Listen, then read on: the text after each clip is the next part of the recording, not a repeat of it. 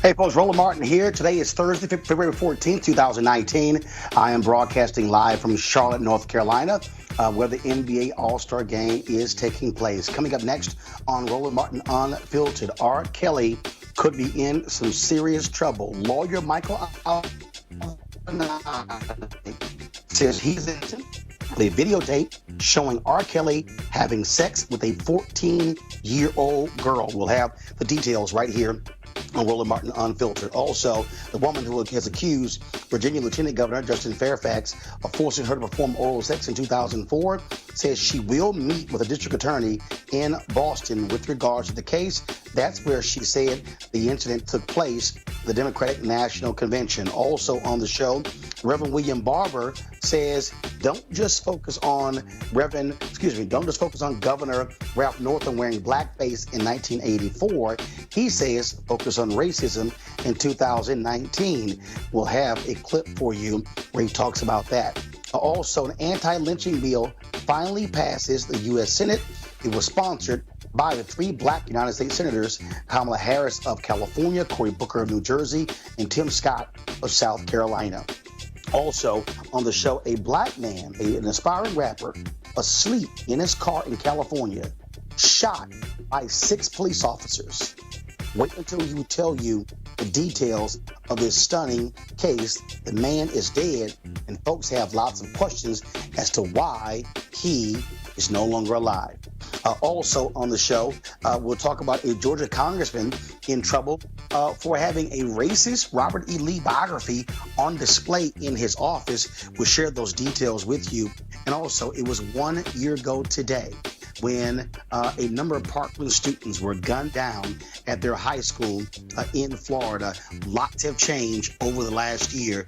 We'll explain and discuss that with our panel as well. Plus, new developments in the racist and homophobic attack on actor Jussie Smollet in Chicago. Folks, we got a packed show. It's time to bring the funk from the Queen City on Roland Martin Unfiltered. Let's go.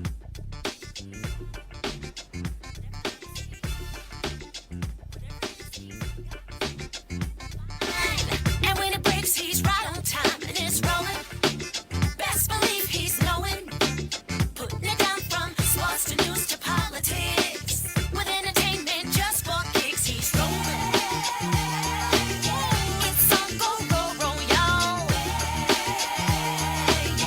It's Roland Martin, yeah.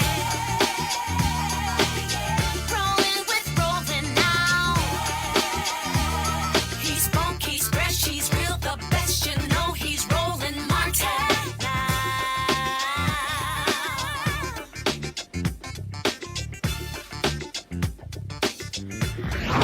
Martin.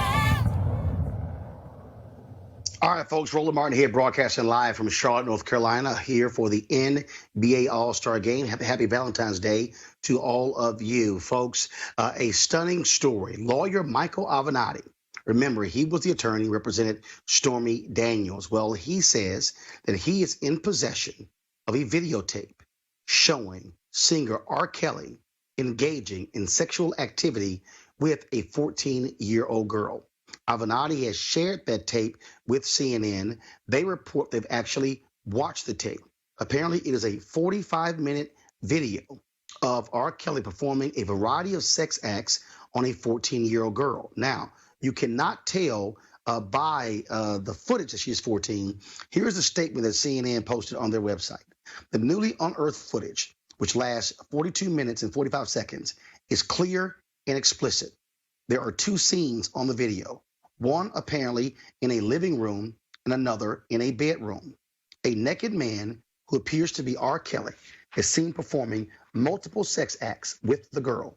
She is heard calling him daddy multiple times. It is impossible to know her age just from the video. 6 times the girl refers to her genitalia as 14 years old. Now keep in mind, R. Kelly was acquitted in a previous case of having sex with an underage girl. Now, that particular video was circulated all across Chicago and all across the country. In fact, when I was the editor of blackamericaweb.com, that video was sent to our office, and I actually saw that video. The jury in that case did not say it wasn't R. Kelly on the video. They said it was R. Kelly.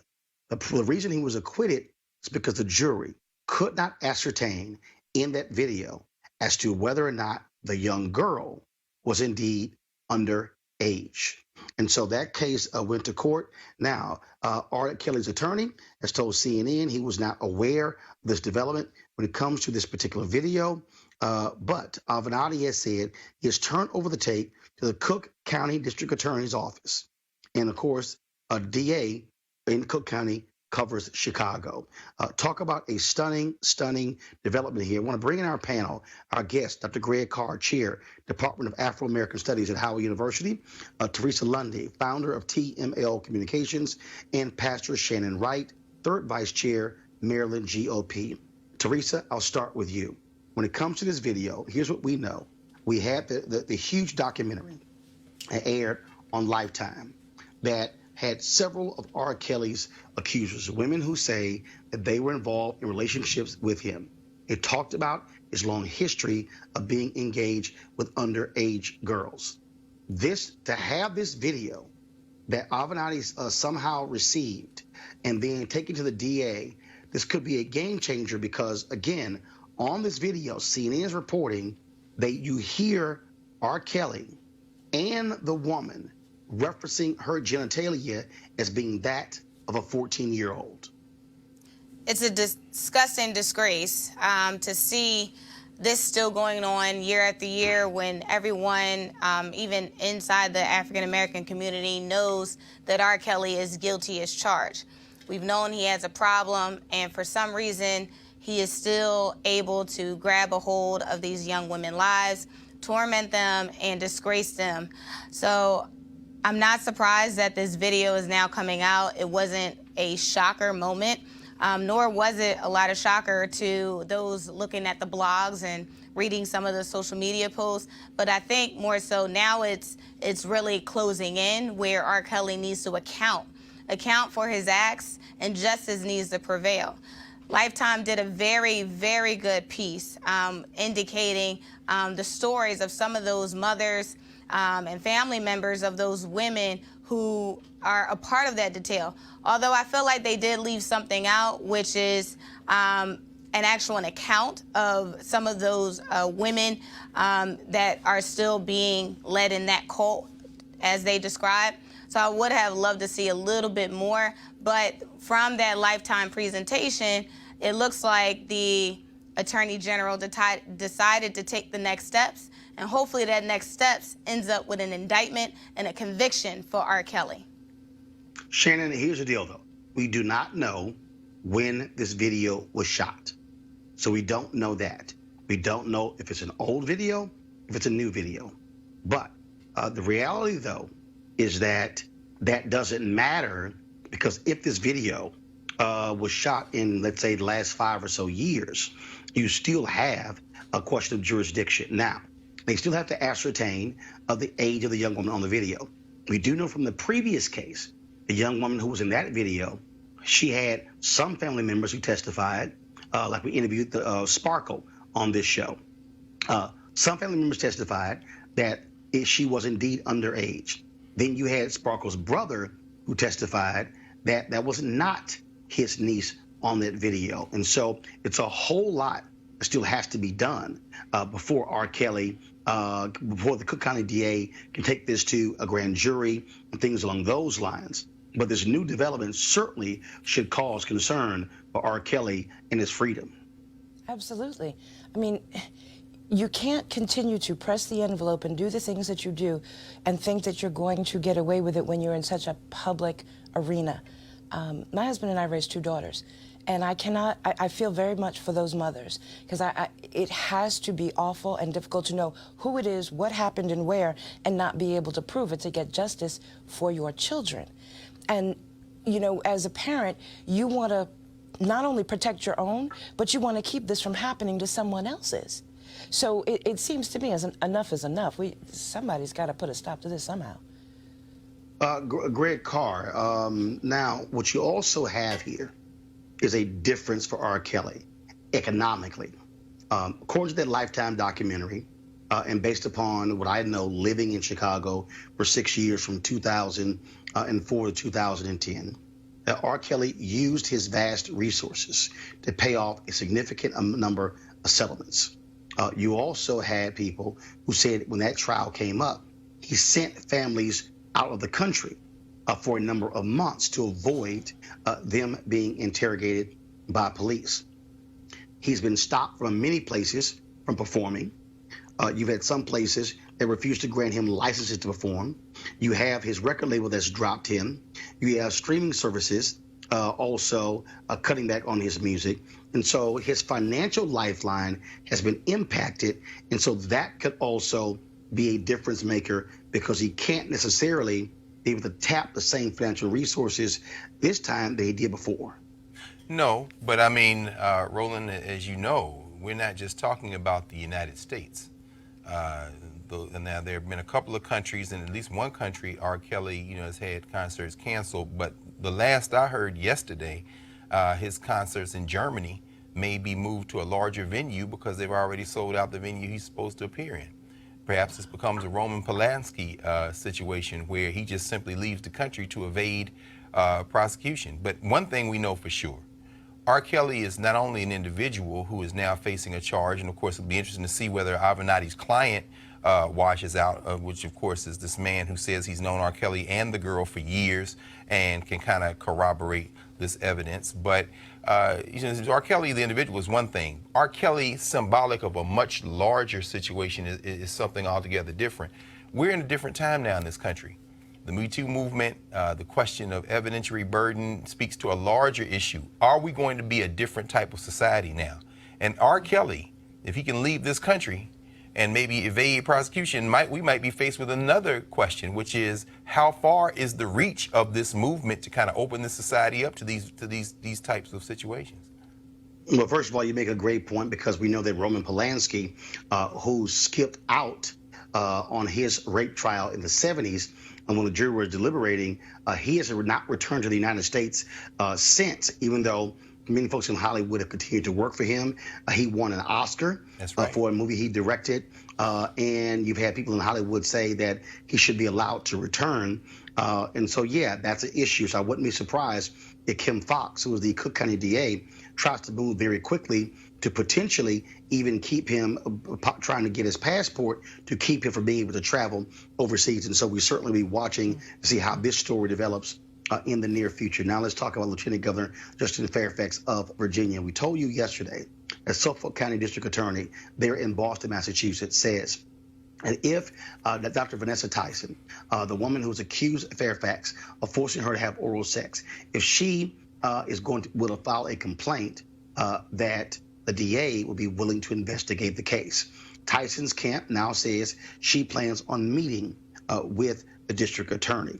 Now, again, according to her office, she's reached out to the DA to schedule a time in order for the staff to hear from Dr. Tyson. Again, the DA says that if Tyson makes a criminal complaint, her office will start an investigation. And the Washington Post reports that Tyson's lawyers did not say whether or not Tyson will file a criminal complaint. This is what we received a statement from the office of Justin Fairfax. It was reported, quote, the lieutenant governor has stated repeatedly that he has never sexually assaulted anyone ever. He has called publicly for a fair and partial investigation. He has nothing to hide. In that event, the lieutenant governor will explore all options with regard to filing his own criminal complaint in response to the filing of a false criminal complaint against him. Tyson's lawyer, Deborah Katz, called that statement, quote, a clear effort to obstruct justice. Let's go back to our panel. Greg Carr, first, I don't know how they can say it's obstructing justice because if Tyson files a complaint, Fairfax has the legal right to file his own complaint. And so I understand their sentiment. That's not actually obstructing justice. But if Tyson does move forward, well, let's actually examine this from two different ways. First, if Tyson doesn't file a criminal complaint, but her lawyers have already said she wants to testify in an impeachment hearing, the question has to be asked, why would you testify or why would you go forward in an impeachment hearing but not go forward with a criminal complaint? Second point, if she does file a criminal complaint, what you now have is Fairfax. You now have an open investigation that is also different from the impeachment. Impeachment, he potentially could lose his job. A criminal complaint, he could be indicted, charged, indicted, found guilty. And so you have different things that are going on here, Greg. Absolutely. I think probably the best thing for the lieutenant governor would be and is becoming the DA in Suffolk County, DA Rollins, a black woman, by saying if you file a complaint, we will investigate. That is giving a measure of legitimacy, a measure of process, and something that, as you say, would be the natural course. Now, of course, Attorney Katz is doing what a zealous attorney would do. She's trying to win a battle in the court of public opinion. Justin Fairfax is fighting for his political life, but as you say, he might be fighting for his freedom. But if, as we know, if it is as he contends, that he did nothing wrong, or he did not commit this act in the way it was been described by Dr. Tyson, the best thing for him is the district attorney in Suffolk County, and we'll see how this works out. Teresa, let's play this out. Let's say Tyson files his criminal complaint. Let's say the district attorney investigate, and there's insufficient evidence to move forward. That would seem like a win for Fairfax. And then it would then call into question that if a DA couldn't find any evidence, then how could you even go forward with any kind of impeachment hearing? Exactly. So the scenario you just laid out, Roland, I think that is the right approach. If I was working as the Director of Communications for Justice Fairfax right now, I would definitely go into the that narrative of going into the investigation portion, despite what happens for his freedom and for his political career. Honestly, if I'm Justin Fairfax, I'm not worried about my political career, because anything that is taglined right now with sexual harassment, sexual assault right now in the media, is not looking good for your political future in the next 5 to 10 years. So what I would suggest is he tried to clear his name first and then allow the political response to happen post it. But I think, like you said before, it is a bit concerning that Dr. Tyson is not looking to file any criminal charges. It just really is interesting on that front. But I'm sure she has her reasons. But like you said, public opinion is the defining factor in this case. So again, if I'm a part of the Lieutenant Governor's office, I would probably say, hey, let's hold a full-fledged investigation to prove the innocence. Shannon, obviously you've had Democrats and Republicans calling for Justin Fairfax to resign. We've had Teresa and Greg on this show discussing these issues. Just from your vantage point, do you believe that Fairfax should resign based upon the accusations, or do you believe there should be a full investigation, whether by the DA there in Boston or even by another investigative body? That's a tough one. And the reason I say that is because you don't want to discount the supposed victims. But if he honestly did not do it, then he needs to make that clear. But if he did, and he's just doing this to be able to hold on to his freedom and save whatever pieces of his political career he can, that's a tough one. Like I said, these women coming forward, having gone through something like this, and to be willing to share it publicly if it actually happened, is almost like reliving it. So to discount them is not exactly the correct thing if it indeed did happen. But here's the piece. How do you get to the truth if they don't have to further explain? Because well, I don't think you can. Just right. You have in statements where Meredith Watson, who accused Fairfax of raping her at Duke in 2000, her lawyers say she doesn't want to in the media attention. She doesn't want to go any further. But in their statement, they called for him to resign. So and I totally understand your point, but it's a little hard to say I want justice, but I'm not going to say anything because just believe my statement that I've already given. Whereas if you're Fairfax, should you not have a right to cross-examine your accusers?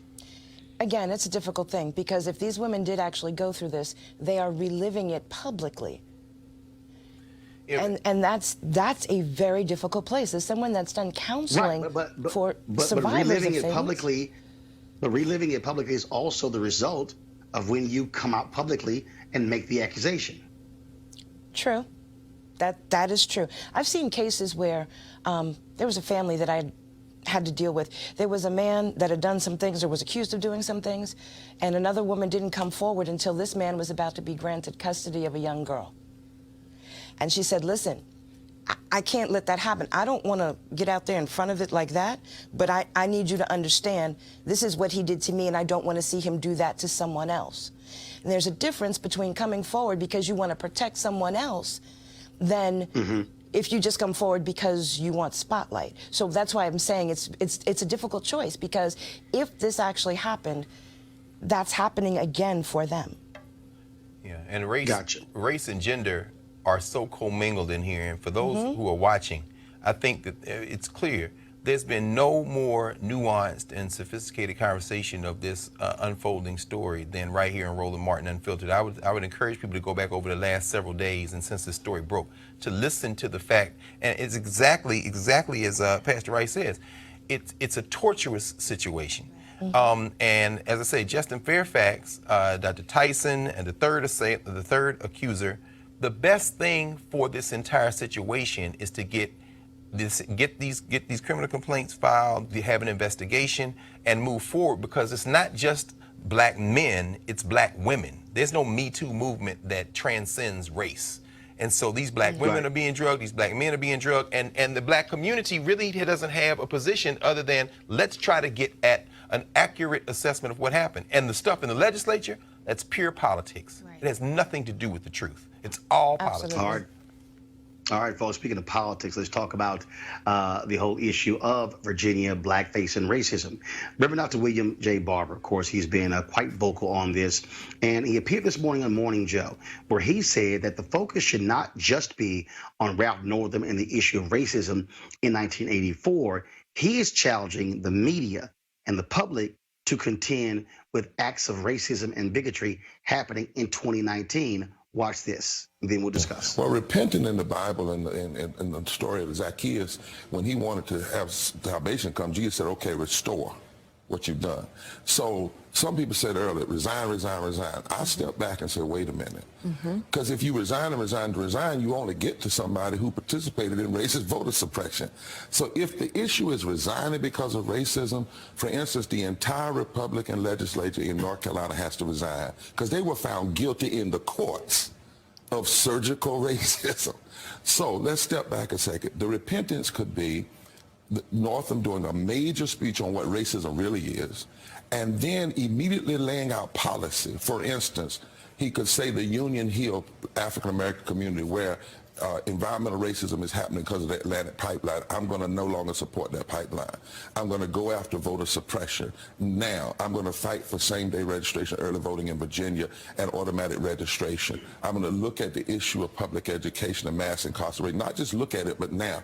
But just having an apology is not enough. And just only talking about, and I challenge the media, if we only talk about racism when somebody talks about the size of someone's calves or a picture 30 years ago, we are not dealing with disparate impact and real racism that's happening. We need to look at what's happening in the appointment of these federal judges on the courts. We need to look at disparate treatment in health care, the disparate treatment in living wages. 62 million Americans make less than a living wage. 54% of them are African American.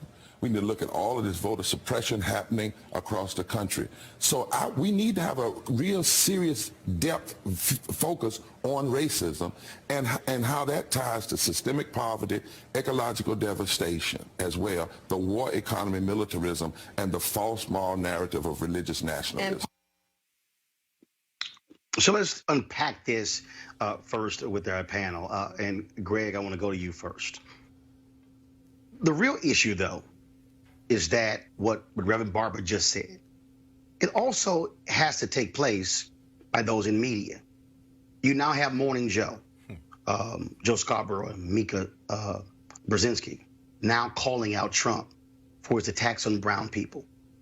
But they also had him on their show in 2015, yes, in 2016. yes. You know, they talked about advising him when he first got in on certain folks to bring on and appoint. Now, all of a sudden, when he shows his true colors, which we all knew beforehand, now it's, oh my God, who is this guy? Same thing. You look at CNN, the number of town halls and forums they showed of Trump. Now it's, oh my God, he's now attacking the media. Obviously, Fox News completely in bed with Donald Trump. I dare contend that the fundamental problem that you have with the inability to confront the issue of race in our public policy today is because unless it's a burning flag, unless it's a swastika, unless it is this overt symbol of racism, mainstream media will not drive this conversation. No, of course not. In fact, it's interesting. Joe Scarborough makes me laugh out loud when I accidentally scan past him in the mornings getting ready to leave with his condemnations now to say, well, we have to call out a lie. And I'm laughing because, of course, for years, as you were talking about Trump lying, in the same broadcast studio floor as him, they were talking about their friend, Donald Trump, he and Mika. And let's be very clear. Talking about individual acts of racism, as our friend Dr. Barber says, allows systemic racism to hide. That's why they're so happy to talk about these individual acts. Morning Joe every morning enables some of the most virulent reproduction of systemic racism on a regular basis. I mean, in this same today or yesterday morning, perhaps it was this morning, they talked about the anti-Semitism and, get out of Representative Ilhan Omar's face with that anti-Semitic charge. It doesn't hold any weight. You can't attack AIPAC. You can't have any criticism. They are not going to deal with systemic racism, and talking about overt acts of racism allows them to hide behind this lie that they somehow want to address racism, when in fact they want to address everything but racism. Shannon, again, this is not for me an issue of Republican or Democrat. What it is an unwillingness of people to have a real examination of these issues and how they play. If you really want to talk about education today, like for instance, we've had these debates where folks have said, "Oh my goodness, charter schools are the reason our schools are segregated today," and I'm going, "No, they were pretty segregated before charter schools, because you have to now look at neighborhoods. You now must look at income." When you begin to talk about other issues, environmental racism, you have to deal with many of these environmental catastrophes deliberately being placed where poor people live, where black people live, and brown people live. And again, I just think that the reason you do not have the substantive dialogue that is deeper than mustard on a hot dog is because you have mainstream media that is only interested in the flavor of the day, can't do two things at one time, and does not have the structural ability to be able to confront this, because the executive suites of many of these media companies are largely white men who are not concerned about these issues. Well, I don't think it's just they don't have the structure, they don't have the desire to confront it. And it really comes to that, because if you desire to do it, you will find the structure to do it. But they don't want to. And I do agree, it is not, it being racism is not confined to one party. One of the things that, for me in Maryland, is that there's a Black Republican Council. And when people say, well, what does that do? Are you, an apologist for things? No. I explain to people how to keep their toes out of their mouths. And that's how I break it down for folks. I ask you, do you like salt or sugar with that? Or would you like me to show you how to keep those toes out of your mouth? So in doing that, I come across a lot of folks that genuinely don't recognize how ignorant they are. Like, they're blind to it, not deliberately blind. No, I mean actually no concept and clue whatsoever. So to fix that, you have to recognize there's a that to fix. And a lot of these folks don't. They genuinely don't see it. Oh, you're just emotional, Teresa, you're just sensitive. Teresa, the point Rev Barber is making is that if you want to examine Northam, you have to say, okay, Governor, Why is it during the campaign you supported a pipeline that is going to run through and devastate a black community, just in Fairfax, the lieutenant governor, and not support that pipeline? That is a substantive issue that, again, should be addressed, but frankly, it is not one that you're likely to see discussed on any of these mainstream shows. Black shows like this one, yes. Them, no. You won't, because like Pastor Wright said, they don't have the desire to. It doesn't matter. You know me, Roland, by now, I'm always going to relate something that happens mainstream locally. And so, like, with the issues that's happening, especially in Philly, that's where I'm from, and some of the union issues that's happening, especially with the police department. We just had a case the other day.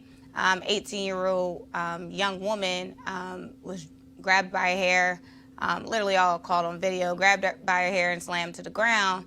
Police officers calling every other name in the book, Black B, you know, stupid HOE. Well, I guess I could say that. So, you know, I see these things, and, you know, gratefully our DA did not press charges. But what you now see is the union either being silent about it, which tells me that leadership has to change, right? And so conveying it back to what we're talking about with Pastor Barber, he wants the same thing. He knows change that needs to happen, and he's wondering what will it take in order for the systematic change to happen.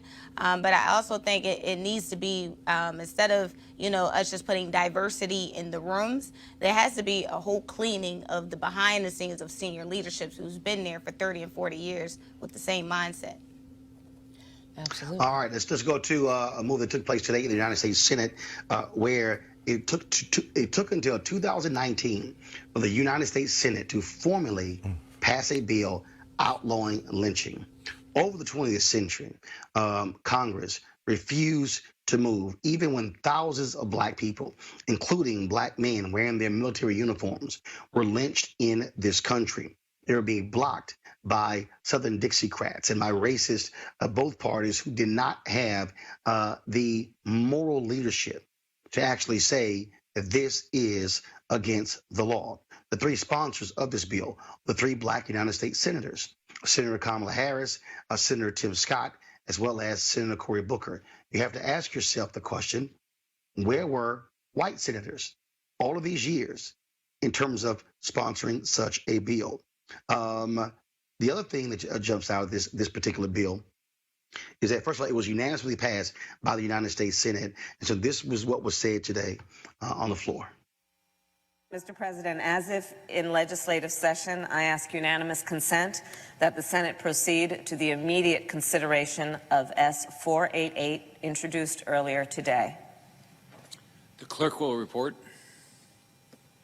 S-488, a bill to amend Title 18, United States Code to specify lynching as a deprivation of civil rights and for other purposes. Is there objection to proceed to the measure? Without objection. I ask that the bill be considered read a third time. Without objection.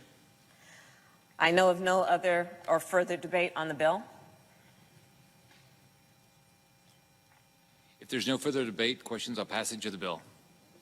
All in favor say aye. Aye. Aye. All opposed say no. The ayes appear to have it. The ayes do have it. The bill is passed. Congratulations. Thank you. Thank you, Mr. President. And thank you to all of our colleagues. Again, there have been nearly 200 failed attempts to pass such a bill. Shannon, I'll start with you. There were some people who said, look, this is a waste of time. When was the last time we had a lynching? Let's not act as if it can't happen again. So this bill does matter. So on one side, you want to think, wow, do we have to have this bill? Like, is that still a real possibility? But on the other side, when you live in reality, you know it is. My grandfather was raised by his grandmother because his father was lynched. So I understand that these things did happen, and in a lot of cases, there are folks, I believe, that would still like it to happen. So the fact that in 2019, we're in a place where we need a law to say no, no, no, you can't do that, is rather sad and pathetic in itself. And in fact, Teresa, there's a 2018 story where Willie Jones Jr., his family says that he was found hanging in Mississippi, and they say that he was lynched. And so you have that case. You also have a case that took place in Piedmont Park in Atlanta. What case was referred to the FBI of a man who was found hanging from a tree. And so we've had several stories like this that have taken place where you've had investigations of black men found hanging from a tree. And so, yeah, this still matters. Absolutely, it still matters. You know, I can't help but to still think we're, 51 days out of slavery. 51, I'm sorry, days, years out of, it feels like days, right? But Yes. 51 years out of slavery. And yes, we are still having these issues, where economic disparity is happening on all levels, where young men are afraid to go to work without somebody, pulling over in the car and just shooting right in. But like you said, we're having the lynching, we're having the nooses. And, it's still, unfortunately, a conversation, a bill that, over 200 times it needed to be passed. I'm glad it's passed, but now it's really time to enforce and train and make sure, everyone knows about this bill. So I think some public awareness about it, because it wasn't getting as much conversation about it today or the week. So I think a little bit more public awareness about it will definitely put those who are considering to go back to the bad times, put them in place. Greg, we have to right wrongs of history. Yes. You've had cases where apologies were offered 100 years later. In some cases, reparations were offered. Financial settlements were actually made. And so to act as if this is not important, to me, is wrong, but it also shows you the importance of representation, because 3 black United States senators, which is the highest number we've had in the United States Senate since Reconstruction at any given time, that matters. It does. Roland, it's bittersweet, though. 1918, Leonidas Dyer introduced an anti-lynching bill, the Dyer anti-lynching bill. He was a white congressman from St. Louis, from Missouri. That bill passed the House of Representatives in 1922, but as you said, it was stymied on the Senate side by these Southern recalcitrant Democrats. It kept getting introduced, it kept getting blocked, and then in 1934, the Costigan-Wagner bill was introduced. It too failed, and as you said, these Southern Democrats, these Dixiecrats eventually, who are now in the Republican Party, their descendants, blocked that bill. And something struck me in terms of even how the bill, as you showed the clip there, Senator Harris kind of, smiling, and I'm sure there was some relief, there was some celebration, but this is a very somber moment. I think about Ida B. Wells Barnett. Ida B. Wells Barnett was the champion of anti-lynching legislation from the 19th century. I think about Timothy Thomas Fortune and Walter White and W.E.B. Du Bois and all the anti-lynching advocates who I don't know that they would be smiling today in celebration, because quite frankly, now it's got to go past the House. And I wonder if some of these right-wing, ultra-right nationalists like Jim Jordan from Ohio or the leader of the Freedom Caucus, Mark Meadows, are going to vote to pass it. I wonder, will it be unanimous on a day that we're just now hearing that they are going to back President Trump, who this man is getting ready to perhaps call a national emergency. I don't know that, it'll pass, but it'll be very interesting to see who votes against it, if anyone does, on the House side. All right, then. Okay, folks, let's go to our next story, which I find to be quite interesting. So, do you guys have the Trump Lives Matter stinger ready? Y'all got it ready? Trump Lives. Guys, I don't know why we don't have it. Get it ready. So here's the deal. We created this Trump Lives Matter stinger. It's something that I have used since Donald Trump won November 2016. Because Donald Trump has lied consistently. He's given, maybe in his 2.5 years, I'm talking about more than 8,000 lies, mischaracterizations, whatever you want to call it. And so that's why we created this. Okay. Don't have. Okay. All right. Well, anyway, we came up, of course, hashtag Trump Lives Matter. If you go to Twitter, you'll see that all the time. Okay. You'll see it. I use it all the time, every time he lies. So here's what's quite interesting. So the New York Times has been very afraid to say Donald Trump lies. They come up with falsehoods, mischaracterizations, all of these other phrases to explain this. But check this out. They had a story the other day about the controversy, if you will, no big deal, of Senator Kamala Harris on the Breakfast Club talking about how she was smoking weed in college in '86, listening to Tupac and Snoop, even though they didn't come on the scene until 5 to 7 years later. This was the headline in the New York Times, okay? Kamala Harris is accused of lying about listening to Tupac. Here's what happened. Okay. This, Teresa, is a newspaper that will not say Trump lies, but clearly has no problem putting in the headline, Kamala Harris accused of lying. It's funny because Donald Trump, I think, gives the New York Times the most promotion because he's like, oh, the lying New York Times, and then New York Times numbers go up for followers. So yeah, I find it very alarming when I saw that headline. Well, one, I'm like, why is the New York Times actually reporting on the Breakfast Club about what she decided to listen to or what she didn't listen to, or if she got the wrong artist wrong? Who cares, back then? But I guess as a candidate, I guess anything goes, but no, I think it's a little distasteful for the New York Times to be who they are. I would probably expect that in another publication, just not the New York Times. So they need to do better, especially with the editorial department. But it's just not right. But it is something to take notice as this campaign season begins to unravel. I mean, I don't understand, Shannon, how again, you're afraid to use it with Donald Trump. Like somehow, oh my goodness, we can't call the president of the United States lying, but we'll use it in reference to a United States senator. So, a couple things. One, there should be, and don't jump down my throat, but there should be enough respect for the office of the president that you wouldn't call the president a liar. However... But how about him not lying? However, it seems that in politics that is a part of the job description.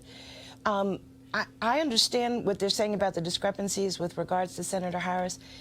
Show me a politician that hasn't misquoted, quote unquote. For them to be able to say it about one and not the other, I see how that is a little bit off. It's a difficult line because there's certain things that you should do to respect the office of the president, but there are a lot of folks that say, this man is not one that fits anything that looks like a president, so it's hard to live by that. And I get it. Not sure where you go with that, but it seems like if you're not going to call this one, then you shouldn't call that one either. Greg, this really is not that hard. And again, sure, no one wants to say, oh, the president's lying, but if you're lying, I'm going to say you're lying. Well, you've been saying it all along. It's interesting to me, Roland. Like I said, years ago, when Trump began his really public run for president, the man who was a pathological liar, you began calling his lies out from day one, and then slowly. Day one? From slowly. I mean, maybe it was Lawrence O'Donnell at first, but I mean, slowly a few people put their toes in this kind of white stream commercial media, and now, of course, it's all the cachet in the world. Chris Cuomo is making a living of inviting people who should never be on the airways, like Kellyanne Conway and the Mooch, on to make these fake debates, and he wants to call them out as liars. It's cute, but in the case of the Gray Lady, to use the New York Times old nickname, an institution likes to see itself as the gold standard of print journalism. They're trying to scrap for relevance, so they're trying to get clicks. It's clickbait. So they're going to use that to characterize Kamala Harris. And in fact, while the United States is involved in an ongoing coup d'etat in Venezuela, they're worried about the Breakfast Club and whether Kamala Harris talked about smoking weed and got the year right. This is even bigger than whether they'll call her a liar and not call Trump a liar. It's about the decline of American journalism. And the fact that we're now looking at a journalism profile where sometimes it's hard to distinguish between the tabloids and the papers that claim to be upholding standards of journalism. And it's really just revealing the fact that they are not, in fact, the standard. All right, folks. Hold tight 1 second. Got to go to a break. We come back. We got a number of other stories for you, including a rapper shot and killed by 6 cops while sleeping in his car. This story makes no sense. Back on Roland Martin Unfiltered just a moment.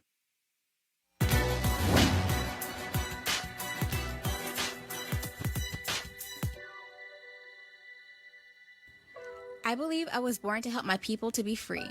Boxing champion Muhammad Ali.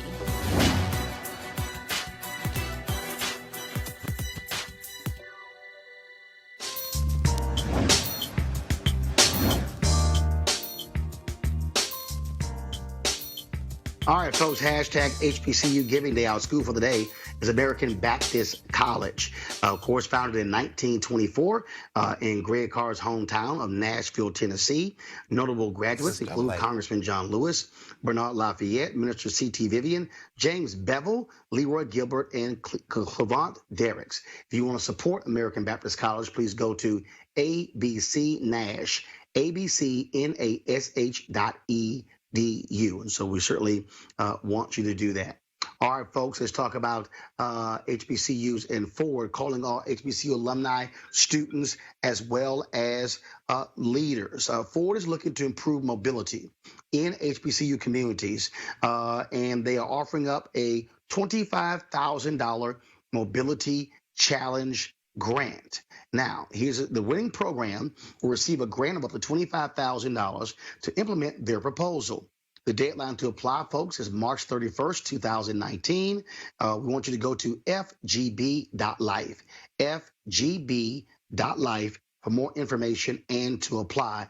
Don't forget, the deadline is March 31st, 2019, and Ford goes further in our community, and we certainly thank Ford Cares for being a partner here at Roland Martin Unfiltered and for them supporting HBCUs. This week on Capitol Hill, we saw the House Democrats finally, after 2 decades, pass gun legislation. This, of course, is the same week where we had to commemorate the 1-year anniversary of Parkland, where, of course, 14 students and 3 staff members were shot and killed a year ago on this particular day. It was also quite emotional to see Lucy McBath, Congresswoman Lucy McBath, react after it passed out of the House Judiciary Committee.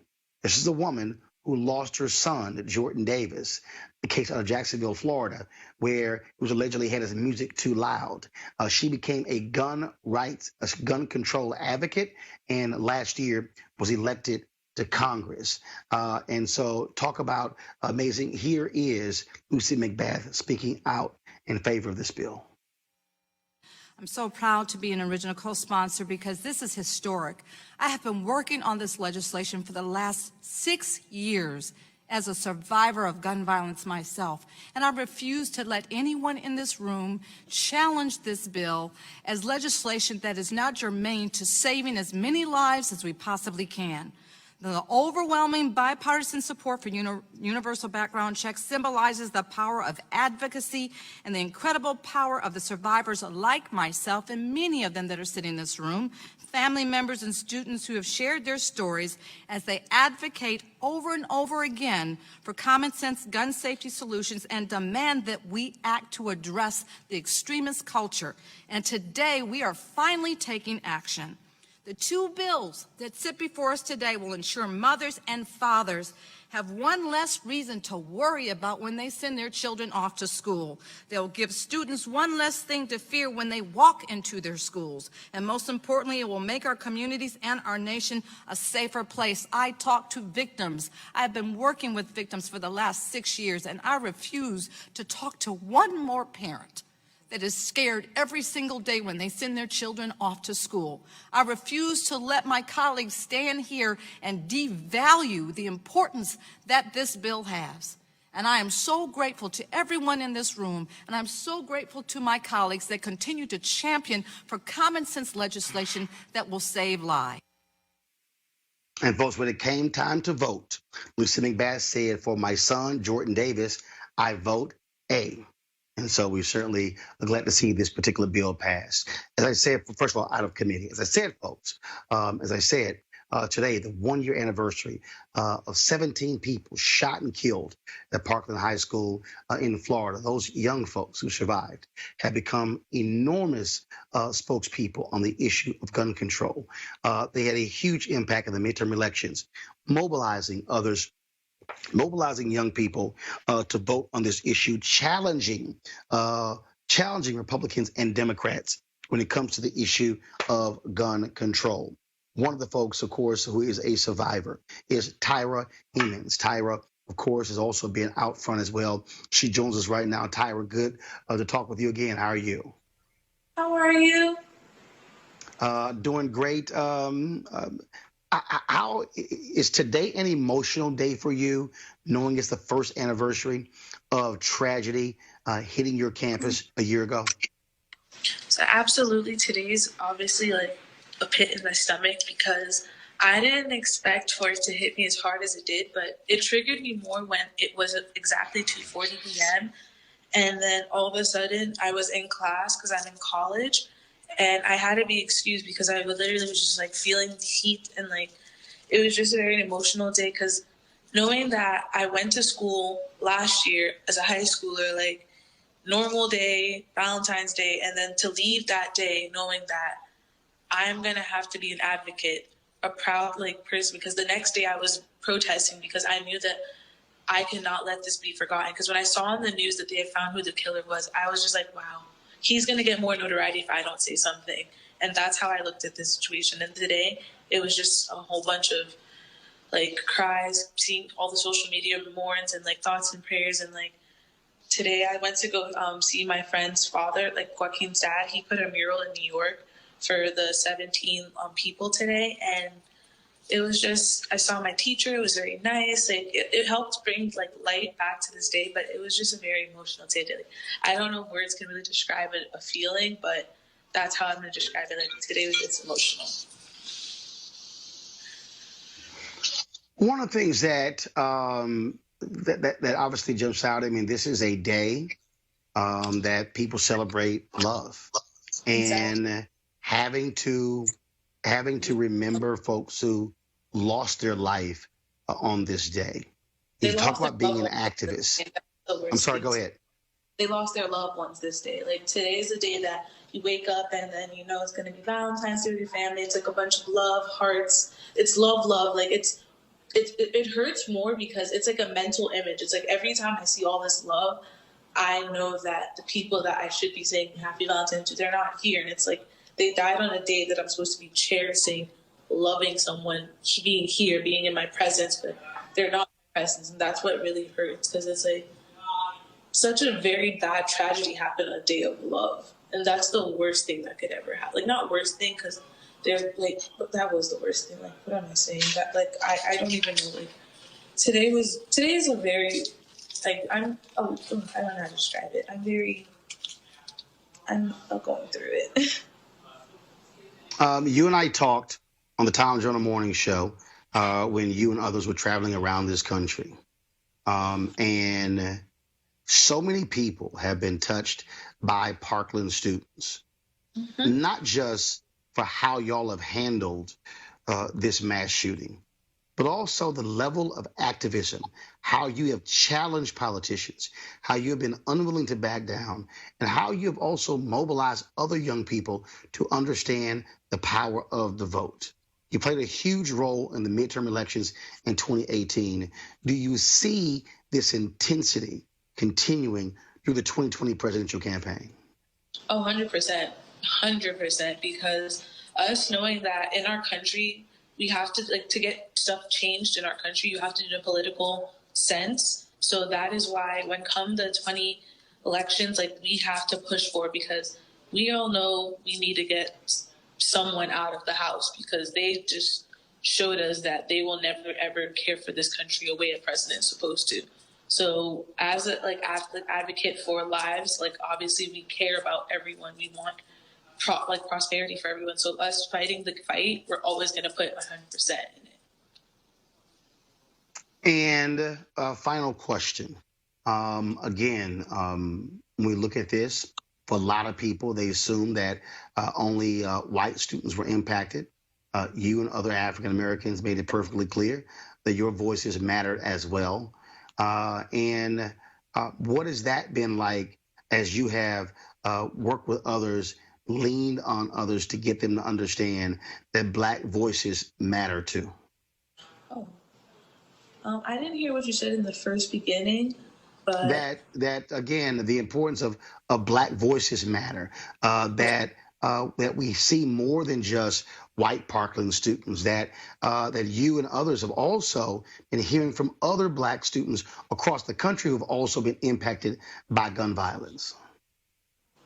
So what I say to that is that's why I initially moved, because I want to help bring the voices here. Because when Parkland did happen, I'm going to be the first to tell you, it's because a bunch of white kids got shot, but they were my friends too. But how it happened, it made people tune in, because this happens in every rural urban area. And people just look at that as, oh, it's a 5 o'clock news segment, on to the next. But it's like, these kids have voices that are like as powerful as ours, because we all suffer the same trauma.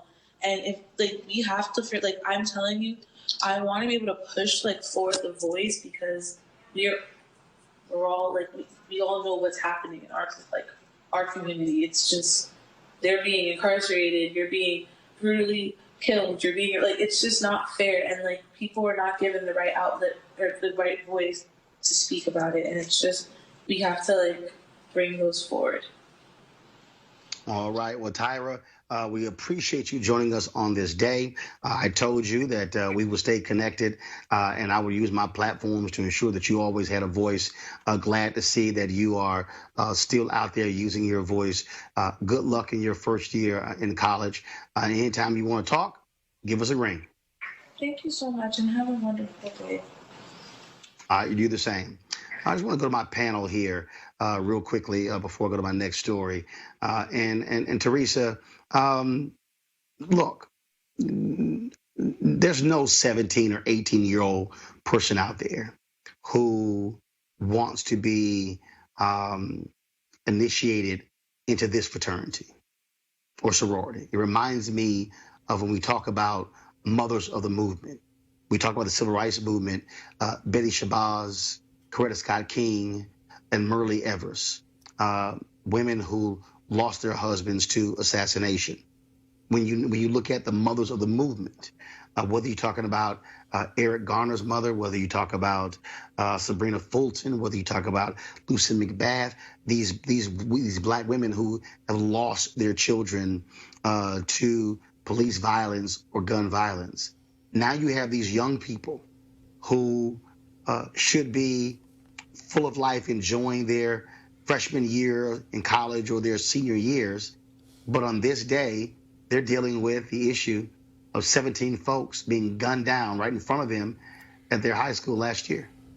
Agreed. The pressure is at an all-time high, especially, with the day commemorating what it is, but also them being pressured into joining any type of sorority or fraternity, that has to relive this.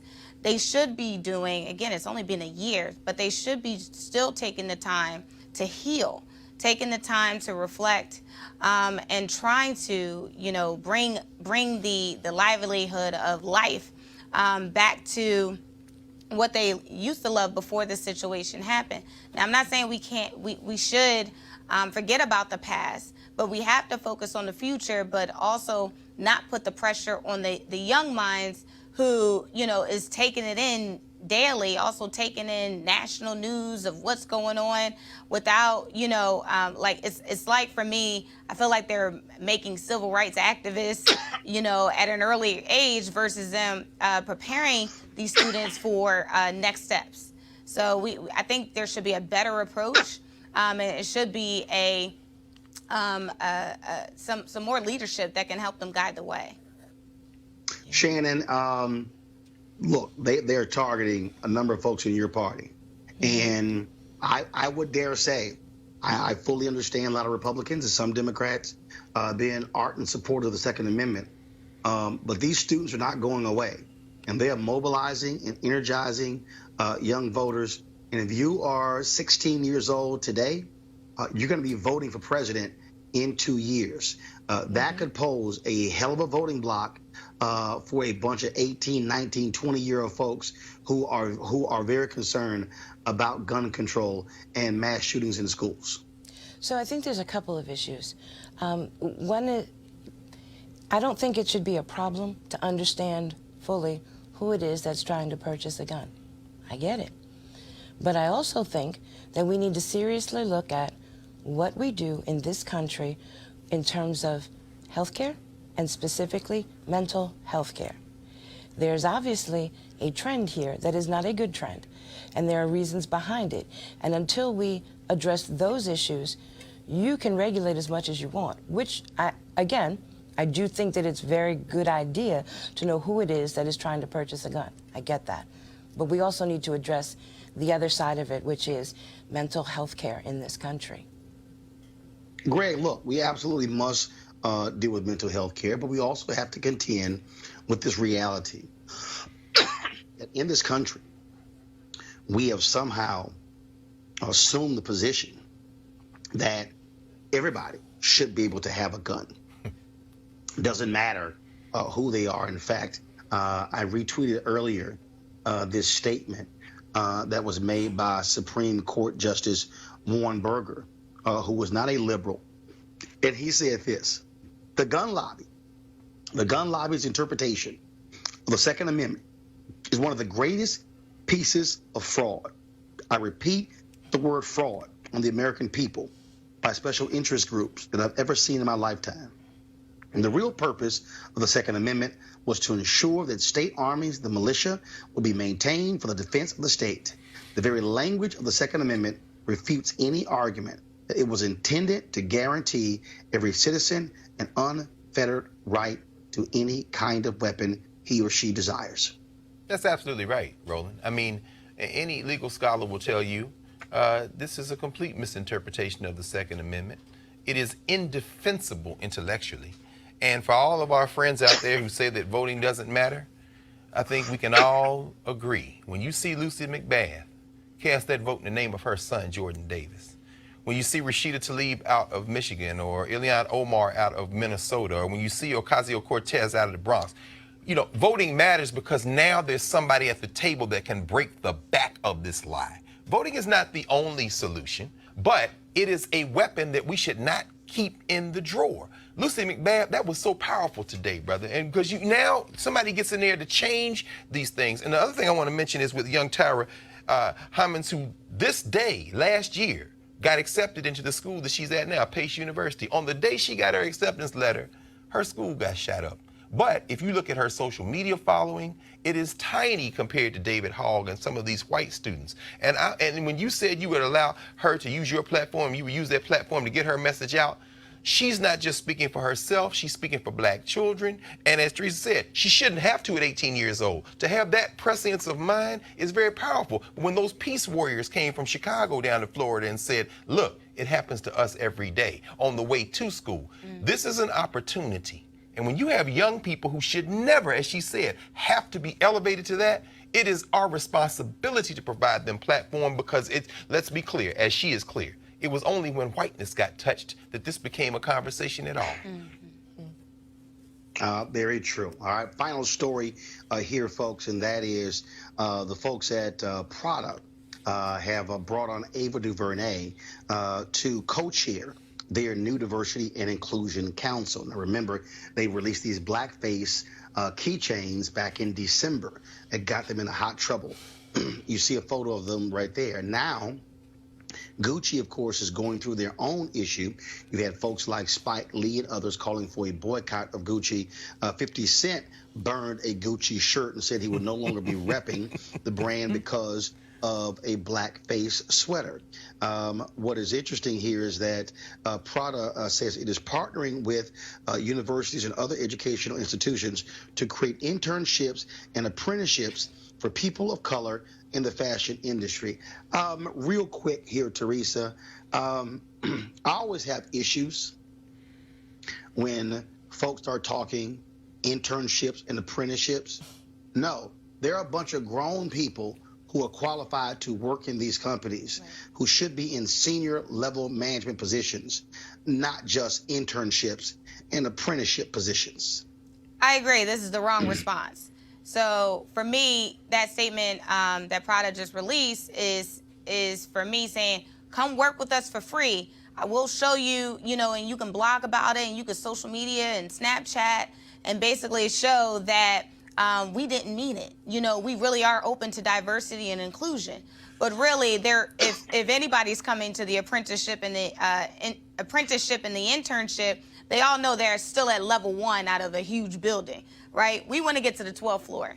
And in order to get to the 12th floor, we need those opportunities to be open. We need senior level management to say, there is a job opportunity that's open and that's widespread, that's posted on LinkedIn at the very least, so people could be a part of the overall vision. So then when it is time for some of those advertising and marketing materials to be released to the public, when it is time for them to showcase the next product that they want to sell to the public, it won't be an issue. It won't be a black face attached, but it'll be something appropriate and something that won't dominate headlines and also offend at the African American community.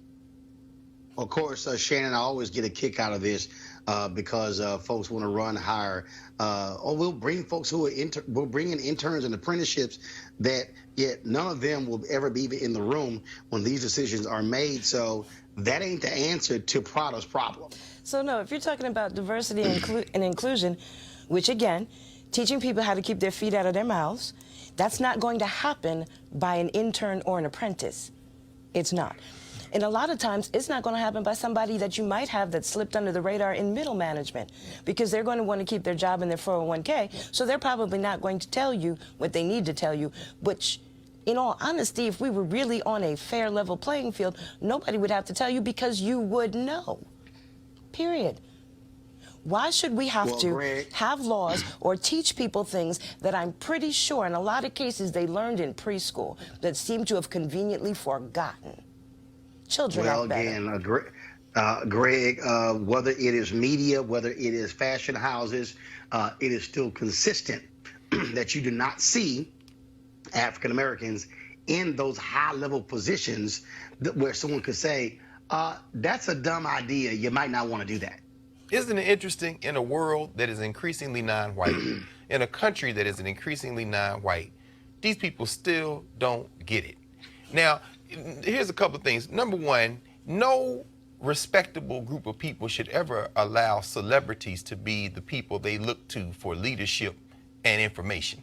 Now, Ava DuVernay is in a little bit different category. I think that sister's always trying to do the right thing. She's trying to open the door. But when they ask her to serve, I think maybe her response could be, yeah, here is a list of people who should be there before me.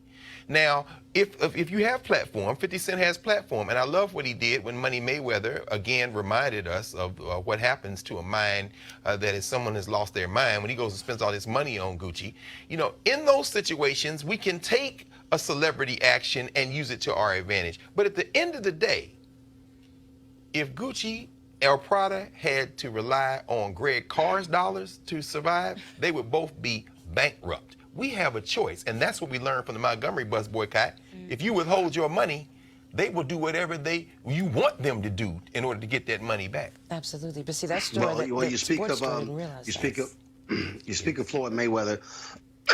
I did send him a message saying, let's have a conversation about that, bruh, because you have a level of influence, and just saying, oh, I'm gonna keep dropping $200,000, $300,000, $400,000, $500,000. That ain't the way to do it. Because you saw what happened to Dapper Dan in Harlem. Yes. When Gucci happened. The CEO of Gucci is flying to New York this week to meet with Dapper Dan specifically on this issue. That's how you use your power. And so Floyd Mayweather, you might be 50-0 in the ring. You might have power there, but you sure as hell don't know how to fight outside of the ring when it comes to issues like this. Certainly want to thank Teresa, Shannon, and Greg for being with us. Hey, folks, tomorrow we will not have a live show. I'm here at NBA All-Star Game, but what we do have tomorrow is an amazing 1-hour interview with the great Chuck D.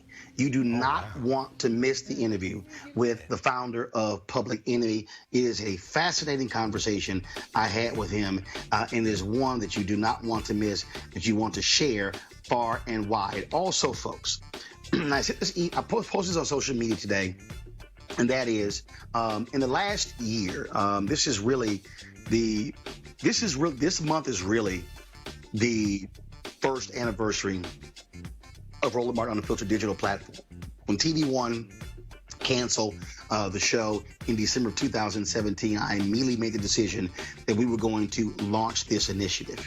I purposely did not pursue a job at another media company, at another television network, because I knew we needed something that was our own, that was independent, and that was free. Over the past year, we have done a number of things. Guys, do me a favor and kill the music. Over the past year, we have done a number of things. We broadcast live from Operation Hope Global Forum. We did 3.5 days of coverage from Memphis, from MLK 50. We broadcast live from the NAACP convention. We brought you one-on-one interviews with Reverend Dr. James Lawson. As I said, Chuck D. Monday, we're going to have Congresswoman Maxine Waters, Lisa Ray, Erica Ash, Erica Alexander, Clarence Jones, Reverend C.T. Vivian, Zernona Clayton, Juanita Abernathy, Bernice King, MLK III, Bill Lucy, the great labor leader, and it goes on and on and on. Ambassador Andrew Young, Reverend Jesse Jackson Sr., all of these things that we have done. We brought you live streaming of events, whether it was the AME protest rally outside of the White House, whether it was the other leadership conference on civil rights. And I'm saying all of that is because this is about covering things that other people totally ignore. This is about creating a platform for the Black students at Parkland to be able and come and share their story. When it came to Botham Jean, the coverage on that case. Greg earlier talked about the dialogue that we've had surrounding the allegations against Lieutenant Governor Justin Fairfax. We've had 1,215 of you who have joined our Bring the Funk fan club, and we're absolutely thankful for that. We're thankful for AFS-CME coming along and being one of our partners. We're thankful for other folks who have come along. We also need more of you to join our Bring the Funk fan club.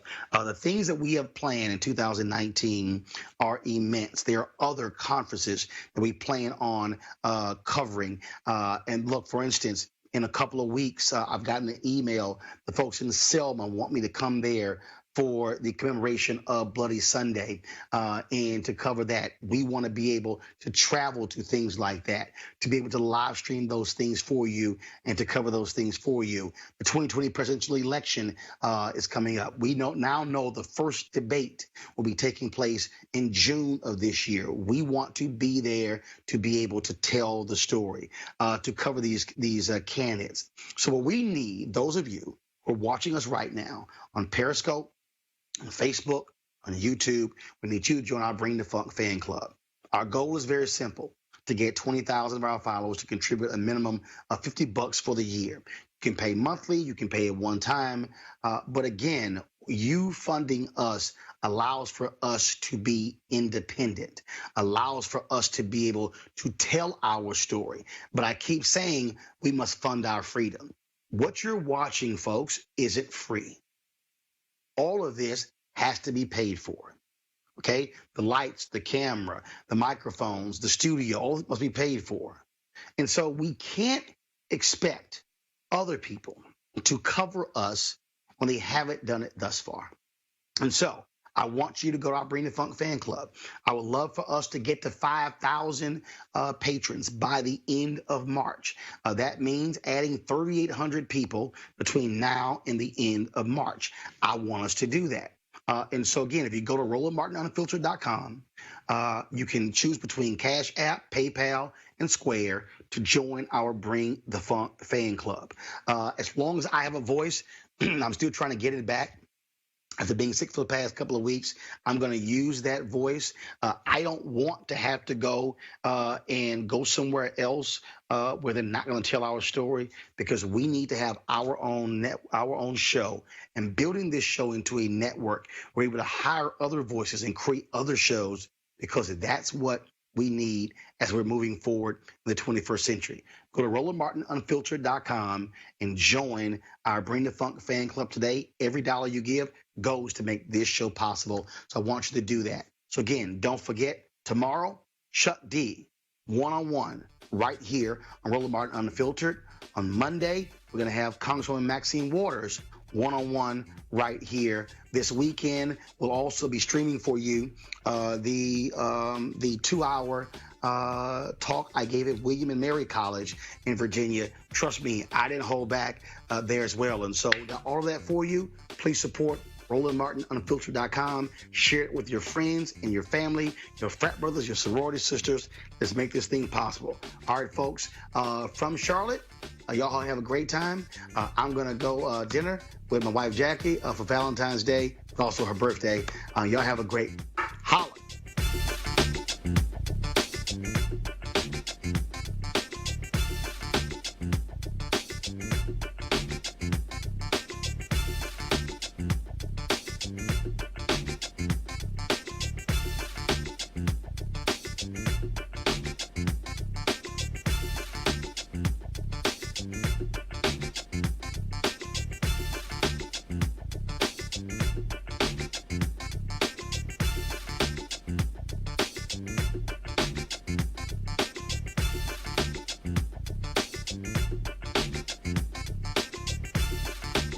You want to check out Roland Martin Unfiltered? YouTube.com/Roland S. Martin. And subscribe to our YouTube channel. There's only one daily digital show out here that keeps it black and keep it real. It's Roland Martin Unfiltered. See that name right there? Roland Martin Unfiltered. Like, share, and subscribe to our YouTube channel. That's YouTube.com/Roland S. Martin. And don't forget to turn on your notifications so when we go live, you'll know it. Once again, back is the incredible. To stay woke, you got to kind of work. You got to work to be woke. When somebody knows about you more than you know yourself, that's volunteer slavery. If we don't connect to the diaspora, then we'll be slaves in the United States of America, because we have to be able to understand what's coming at us. Getting you ready to recognize what you can't see. It's a get down mental foxhole you getting into, and it learns you. Find out how we got backlash. You always got to keep it like this. This is not a millennial accident. They made the gadgets God. Me as a culturalist and a historian and a musicologist says all this counts. But this is a time where you have to stock as many people up as possible to challenge information. I think you got to understand who's on the school board, who voted for the judge that's going to lock your ass up. After the vote, now the game is on. Voting is about like washing your tail in the morning. You ain't got to do it, but don't go around saying something stink. Hey fam, want to check out Roland Martin Unfiltered, the blackest show on all of digital, cable, and broadcast. Check out our audio podcast. There's only one daily digital show out here that keeps it black and keep it real. It's Roland Martin Unfiltered. Press play. You want to support Roland Martin Unfiltered? Be sure to join our Bring the Funk fan club. Every dollar that you give to us supports our daily digital show. There's only one daily digital show out here that keeps it black and keep it real. It's Roland Martin Unfiltered. Support the Roland Martin Unfiltered daily digital show by going to RolandMartinUnfiltered.com. Our goal is to get 20,000 of our fans contributing $50 each for the whole year. You can make this possible. RolandMartinUnfiltered.com.